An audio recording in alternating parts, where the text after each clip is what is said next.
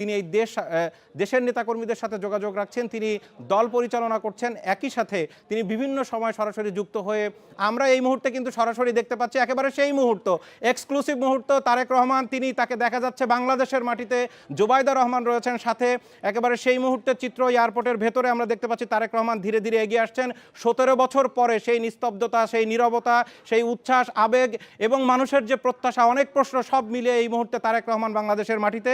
তিনি হাত উঁচু করছেন সবাইকে, সেখানে যারা দূরে যারা অপেক্ষা করছেন তাদেরকে তিনি খানিকটা কুশল বিনিময় করছিলেন, তিনি সেখান থেকে তাদেরকে অভিবাদন জানাচ্ছিলেন, অভিবাদন গ্রহণ করছিলেন এবং একই সাথে এই দৃশ্য আমরা কিছুক্ষণের মধ্যে আরও হয়তো দেখতে পারবো। এই মুহূর্তে আমরা রয়েছে একেবারে শাহজালাল আন্তর্জাতিক বিমানবন্দরের ভেতরে, যেখানে ইন্ডিপেন্ডেন্ট টেলিভিশনে সরাসরি আমরা এক্সক্লুসিভ দেখাচ্ছি তারেক রহমান এবং তার স্ত্রী এবং তার কন্যাকে সাথে নিয়ে তিনি এগিয়ে আসছেন এবং আর কিছুক্ষণের ভেতরেই তিনি কিন্তু তার যে গাড়িবহর, সেই গাড়িবহরে উঠবেন। এই মুহূর্তে আমরা যদি একটু নীরব থাকি, দর্শক আপনারা দেখুন যে তারেক রহমান এবং তার সহকর্মীরা এয়ারপোর্টের ভেতর থেকে তিনি বেরোচ্ছেন এবং সেখানে গণমাধ্যম কর্মীরা, অর্থাৎ তার সাথে যারা রয়েছেন তারা রয়েছেন, আর অন্যান্য গণমাধ্যম কর্মীরা তারা কিন্তু বাইরে রয়েছেন।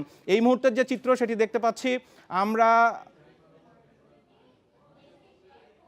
তারেক রহমান তিনি এয়ারপোর্টের পাশে যারা সেখানে এয়ারপোর্টের যারা নিরাপত্তা রক্ষায় রয়েছেন, অন্যান্য যারা রয়েছেন তাদের সবাইকে তিনি সালাম দিচ্ছেন। তিনি সেখানে তাদের প্রতি একরকম কৃতজ্ঞতা প্রকাশ করছেন।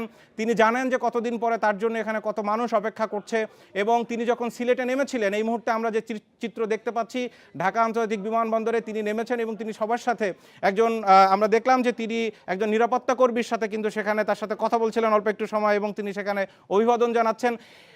তিনি সিলেটে নামার পরে তার যে ভেরিফাইড ফেসবুক পেজ, সেখানে আমরা দেখেছি যে সেই ফেসবুক পেজে তিনি একটি ছোট্ট স্ট্যাটাস দিয়েছিলেন যে অবশেষে